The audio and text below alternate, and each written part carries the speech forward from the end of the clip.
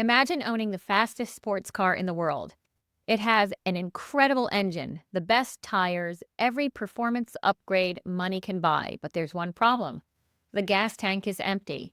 It doesn't matter how powerful the engine is, it isn't going anywhere. The same is true for ballroom dancers. Hey, it's your pal, the Dancing Housewife, and welcome back to the Dancing Housewife Podcast, where we explore everything you ever wanted to know about the art, heart, sport, and science of ballroom dance. When ballroom dancers think about nutrition, it's usually in the context of staying lean, building strength, or having enough energy to dance. But today, I want to talk about something different, fueling your brain. Because ballroom dancing isn't just physical. Your brain is working every bit as hard as your body. Remembering choreography, navigating the dance floor, making split-second decisions, recovering from mistakes, managing nerves. And on those 12-hour competition days, keeping your brain fueled may be one of the biggest competitive advantages you have. Now, I'm not a registered dietitian, so today's conversation isn't about specific meal plans. Instead, we're talking about practical ways to support mental performance through smart fueling throughout a long day of dancing. We sometimes forget just how mentally demanding ballroom dancing really is. Think about everything happening in a single 90-second dance. You're remembering and executing choreography. You're listening to and interpreting the music. You're navigating the dance floor. You're connecting with your partner. You're managing your breathing. You're regulating your emotions. Whether you're aware of it or not, you're constantly making all these little decisions. And that's an enormous cognitive load. And then you do it again, maybe 20, maybe 30, maybe 40 more times over 10 hours. Your brain burns an incredible amount of energy simply trying to stay focused. Here's what's interesting. Mental fatigue doesn't feel like physical fatigue. Your legs may still feel okay, your lungs may still be working, but your brain may already be running low. That's when dancers start saying things like, I can't believe I forgot my choreography, or why did I make that same mistake over and over and over, or I couldn't stay focused. Sometimes it isn't nerves. Sometimes it's not mental weakness. It's mental fatigue. And mental fatigue has a way of sneaking up on you way before physical exhaustion ever shows up. Now let's talk about what happens when your brain starts running low on fuel. When you're underfed, your brain becomes mentally fatigued. And mental fatigue matters because your brain has a limited supply of mental energy. Every thought you process, every decision you make, every emotion you regulate, and every distraction you resist draws from that same pool of cognitive resources, of mental energy. So when this tank starts running low, three things tend to happen. First, decision-making gets slower and less effective. You become more impulsive, less patient, and more likely to take mental shortcuts instead of making smart choices. Second, emotional regulation becomes harder. Frustration builds more quickly. A collision with another couple, a mistake, or not making a final feels much harder to handle, like a catastrophe. Third, it's more difficult to stay focused. Your attention wanders. You lose track of your intentions or forget choreography. You become more easily distracted by other couples, spectators, the judges. And this isn't necessarily because you've become mentally weak. It's because decision-making isn't free. Emotional regulation isn't free. Focus isn't free. Every one of those mental skills has an energy cost. And when the brain isn't adequately fueled, those cognitive resources become depleted much more quickly.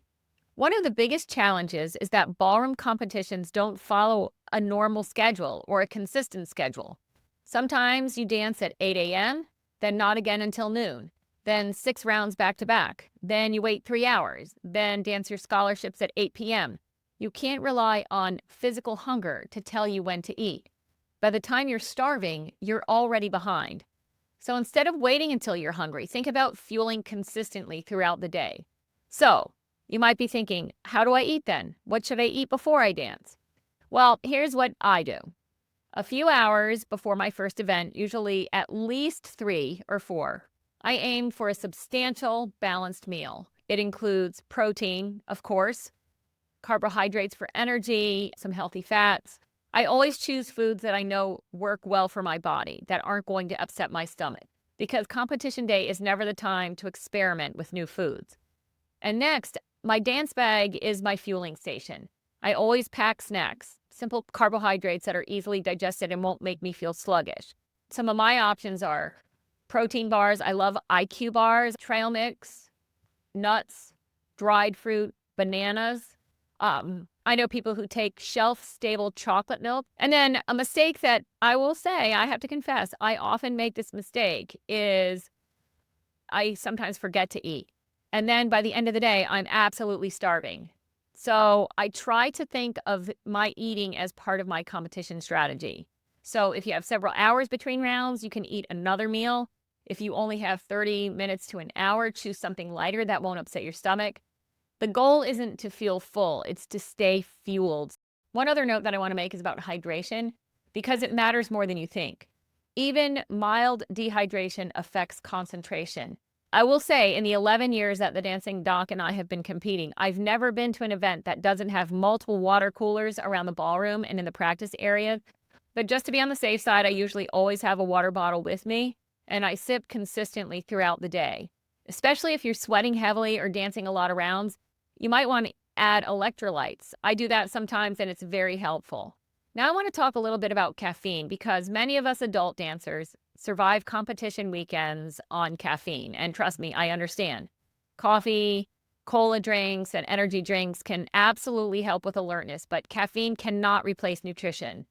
Coffee plus no food often leads to energy crashes late in the day. So think of caffeine as an assistant, but not as your main source of fuel.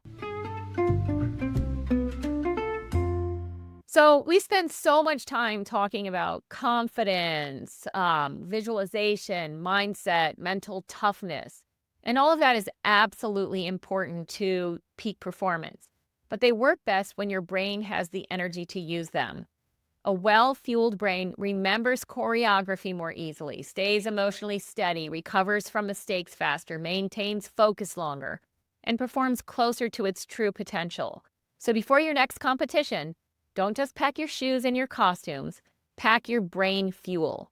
Put a few shelf-stable snacks in your dance bag, look at your heat sheet and decide when you'll eat your big meal, your real meals, and then when you'll snack. Because fueling isn't an interruption to your dancing, it's part of your dancing. Thanks for tuning into the Dancing Housewife Podcast today. If this episode helped you, click like, drop a comment, share it with your dance partner or a friend, and if you haven't already, be sure to subscribe and follow me on social media so you never miss a ballroom tip. This is the Dancing Housewife signing off. And until next time, happy dancing!